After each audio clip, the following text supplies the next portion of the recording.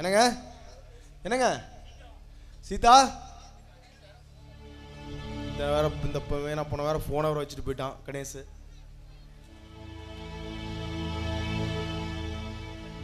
வேற தேடிட்டு இருக்காங்களாம். என்ன பண்றது ஒன்றும் புரியலையே.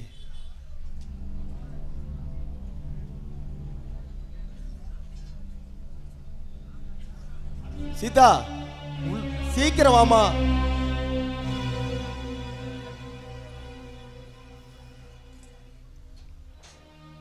உங்களை காணன்னு தேட ஆரம்பிச்சிட்டாங்க. என்ன தேடாமல இருப்பாங்க? கணேஷ் வீட்டுக்கு இப்போ தேடி போயிருக்காங்க. அடுத்து நேராக எங்கே தான் வர போகிறாங்க. வரட்டும். அதுக்கு நான் என்ன பண்ணட்டும்? என்ன பண்ணட்டுமா? ஆமாம், வந்தால் என்ன பதில் சொல்கிறது? அது உங்களோட பிரச்சனை. அதுக்கு நான் என்ன பண்ணட்டும்? சரி சரி, நான் போய் காஃபி போடுறேன்.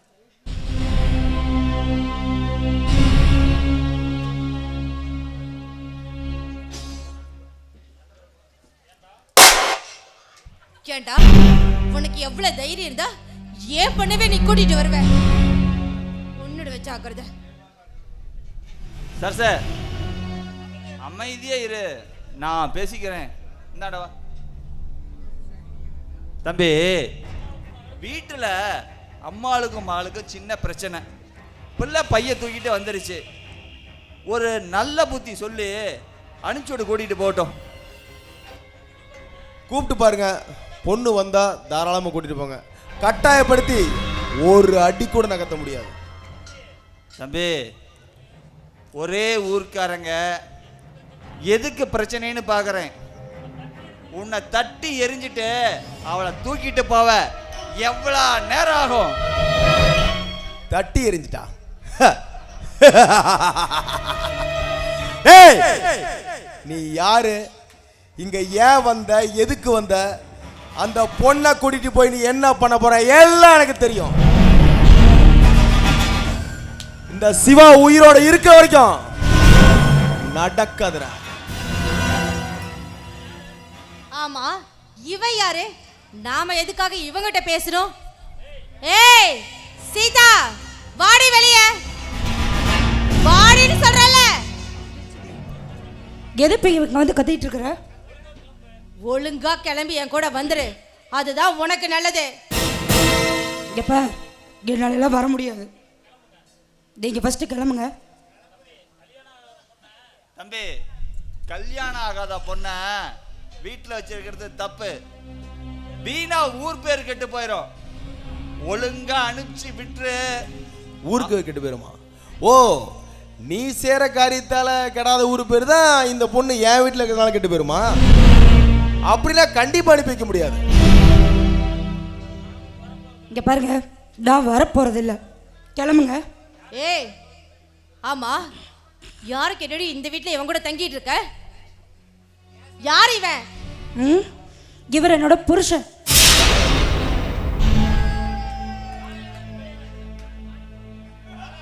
காலையில தான் எங்களுக்கு கல்யாணம் ஆச்சு. போதுமா? கிளம்புங்க. பாப்பா, இந்த கதையெல்லாம் இங்க ஆகாது. நீ அவரு புருஷன்னு சொல்லுவ, நாங்க நம்பி விட்டுட்டு போவோமா? அப்படியா?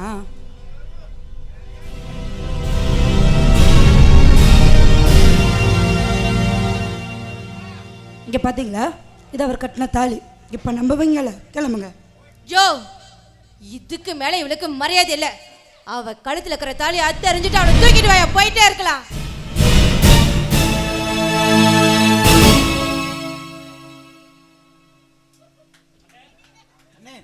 அண்ணே, என்னடா? அண்ணி செத்து போச்சுனே. சரி, இவ ஒருத்தி நேரங்காலம் தெரியாம. இங்க பார் சரசு, இந்த நிலைமையில நாங்க இருக்க முடியாது. என்ன செய்வியோ ஏது செய்வியோ தெரியாது. அவ தாலிய பிச்சு எரிஞ்சிட்டு அவளை கூட்டிட்டு வந்து சேர்ற, அவ்வளவுதான் சொல்லிட்டேன்.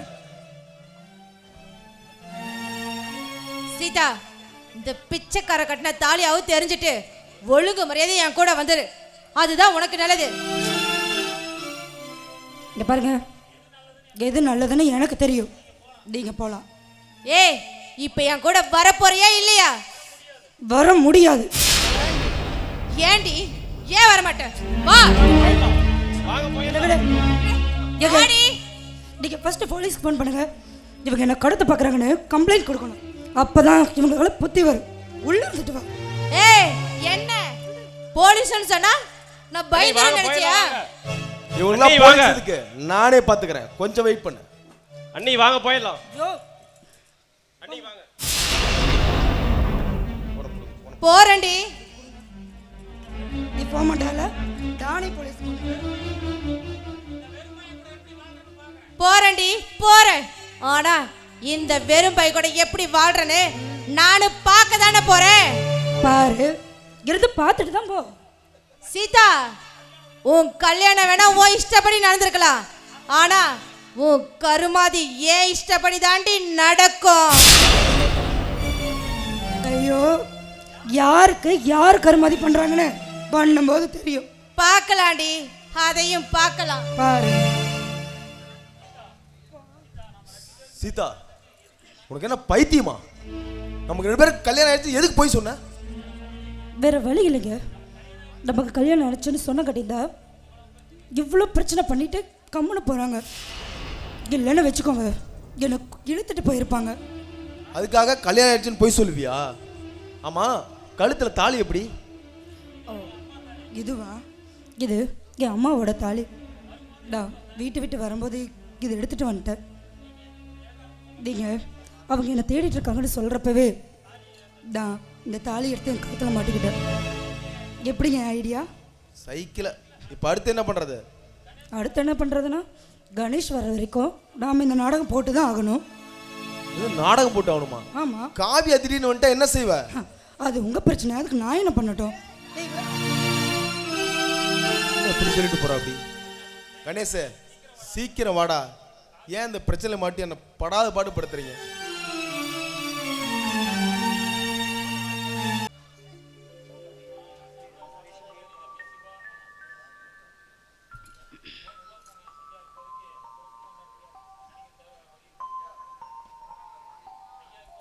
ஐயா, இப்போதைக்கு நாங்கள் 2 பேரும் புருஷ முண்டாட்டியா நடிக்கிற தவிர்த்து வேற வழியே இல்லைங்க ஐயா.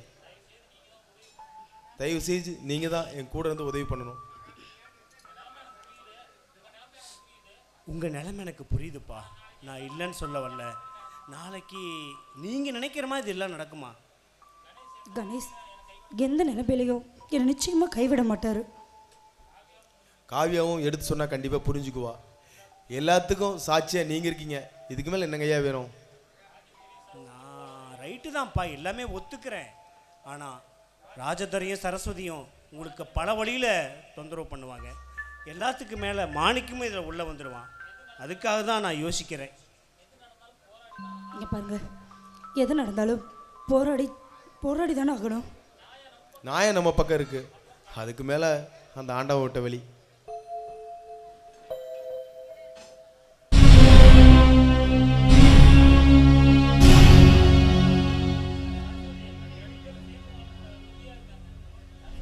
இங்கே பாருங்க, நான் சொல்கிறத கொஞ்சம் பொறுமையாக கேளுங்க. 2 பேரும் சேர்ந்து வாழ்றதுல உறுதியாக இருக்காங்க. அதனால் நீங்கள் இதில் ஒன்றும் பண்ண முடியாதுன்னு நான் சொல்ல வர்றேன். ஐயா, அவனே சோத்துக்கே வழி இல்லாத பையன். அவன் எப்படி என் பொண்ணை நல்லபடியா வச்சு காப்பாத்துவான்? இப்பயே பிரிச்சு விட்டுருங்க. நாளைக்கு வயிற்றுல வாங்கிட்டு வந்து அவ சரசு வீட்டு வாசல்ல நின்னா சரசு பாவம் என்ன செய்வா? இங்கே பாருங்க, அப்படி ஒரு நிலைமை வராது. அப்படியே வந்தாலும் நிச்சயமாக நாங்கள் வந்து நிற்க மாட்டேன். இப்படி பக்கம் பக்கமா டைலாக் பேசிவிட்டு அப்பா அம்மாவை வேண்டான்னு போனவெல்லாம் 10 நாள்ல திரும்பி வந்த கலை பல இருக்குதுமா. கல்யாணம் பண்ணிட்டாங்க, சேர்ந்து வாழணும்னு முடிவும் பண்ணிட்டாங்க. இதுக்கு மேல் நாமே அவங்கள தடுக்கணும்? இத்தனை வருஷமா வளர்த்தன எங்களுக்கு இல்லாத உரிமை நேத்து தாலி கட்டின இவனுக்கு வந்துருச்சா? உங்ககிட்ட நியாயம் கிடைக்கும்னு வந்தோம். ஆனா இப்படி பேசுறீங்க. தம்பி, என்னைக்குமே நான் நியாயத்து பக்கம் பேசி தான் பழக்கம். அதை நீங்க மறந்துடக்கூடாது. நல்லா நியாயம் பேசுறீங்க. இங்க பாடி, நீ எல்லாம் நல்லாவே இருக்க மாட்ட, நாசமா போயிடுவேன். நான் அதை பார்க்க தான் போறேன். இங்க பார், எவ்வளோ நாள் நீ இவங்களுக்கு பாதுகாப்பா இருக்கிறேன்னு நானும் பார்த்துடுறேன். அது ஒன்று புரிஞ்சுக்கோங்க தம்பி, என் உயிர் இருக்கிற வரைக்கும் நான் உங்களுக்கு பாதுகாப்பாக இருந்தே தீருவேன். அப்ப உன் உயிரையும் சீக்கிரம் எடுத்துட வேண்டியதுதான். ஏய்! எங்க வந்த யார்கிட்ட என்னடா பேசிட்டு இருக்க? காணாம போயிருவேன். ஒழுங்கா இருக்க இடம் தெரியாம போயிடு. டேய், என்ன சவுண்டு? இங்க பார், இவன் சாவும் என் கையில தான். அவளை உன் வீட்டுல இருந்து தூக்க போறதும் நான் தான். நல்லா பாத்துக்க, அவளை தூக்குறேன். இது சவால்டா. பாத்துக்கலாம்டா.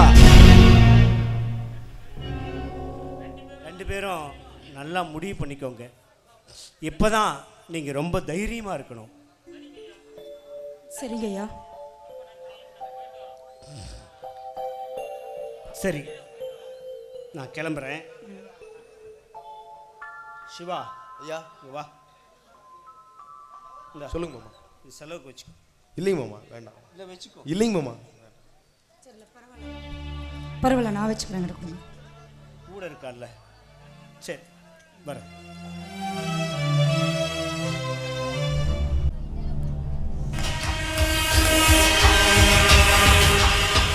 அடியே சீதா, எனக்கே அல்வா கொடுத்துட்டியா? டேய், உங்களை நம்பி ஒரு மயிரும் ஆகாதுடா. கோட்டை விட்டுட்டீங்கல்ல, போய் சரக்கு வாங்கிட்டு வாங்கடா. அண்ணா இப்ப ஊன்னு சொல்லு. அப்படியே அறுத்து தள்ளிடுவேன். மாயராண்டி, போங்கடா, போய் சரக்கு வாங்கிட்டு வா, போ.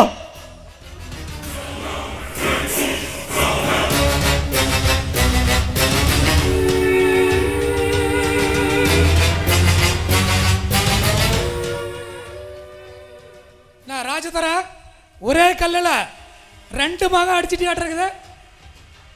என்ன, என்னை பார்த்தா உனக்கு நக்கலா இருக்குதா? இல்லப்பா, கணேச ஊருக்கு அனுப்பிச்சு வச்சுட்டு சீதாவை சிவாக்கு கல்யாணம் பண்ணி வச்சு பாரு, வேற லெவல். யோ, புரியாத பேசாதீங்க. இதுல ஏதோ பித்தலாட்டம் இருக்குது. அவங்க 2 பேரும் நிஜமா புருஷன் பொண்டாட்டி இல்ல, புருஷன் பொண்டாட்டி மாதிரி நடிக்கிறாங்க. அவங்க என்னமா பண்ணி தொலைட்டோம், நாங்கள் 2 பேரும் சம்மதியானவங்க, எங்களுக்கு சந்தோஷம்ப்பா. நீங்க நினைக்கிற மாதிரி இது எவ்வளவு ஈஸியா முடிஞ்சிடாது.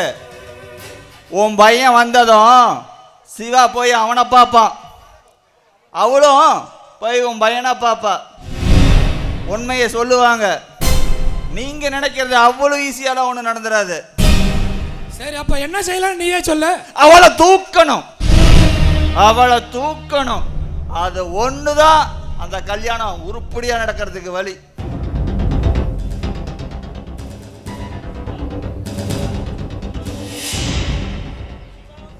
அவங்க 2 பேரும் புருஷன் பொண்டாட்டின்னு இந்த ஊரே நம்புது. கணேஷ் ஒருத்தன் தான் இருக்கான், அவனே நம்பி வச்சிட்டா நமக்கு வேலை மிச்சம். அதை விட்டுட்டு தூக்கணும் அப்படி இப்படின்னு பண்ணு, பிரச்சனை பெருசாயிர போகுது.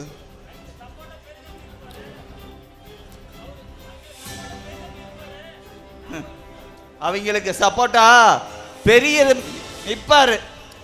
அத நான் பாத்துக்கிறேன்.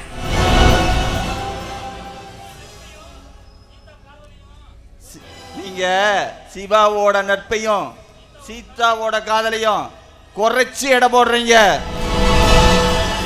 நீங்க நினைக்கிறது ஒரு நாள் நடக்காது. ஒரு சின்ன சந்தேகம் வந்துட்டா கூட காதலுங்கிறது கருகி சாம்பலா போயிடும். ஒரு பொண்ணு நினைச்சிட்டா போதும், எப்பேற்பட்ட நட்பையும் பிரிக்க முடியும்.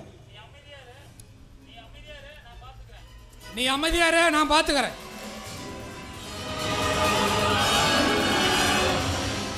ஏண்டா என்ன அமைதியா இருக்க சொல்லிட்டு நீங்க நெகு நெகு நெகுன்னு கல்யாணத்தை பண்ணிட்டு போயிருவீங்க. நான் விட்டத்தை பார்த்துக்கிட்டு படுக்கணுமா? டேய், சீதாவுக்கும் எனக்கும் கல்யாணம் நடக்கல. இந்த கல்யாணத்தை நடத்த விட மாட்டேன்டா.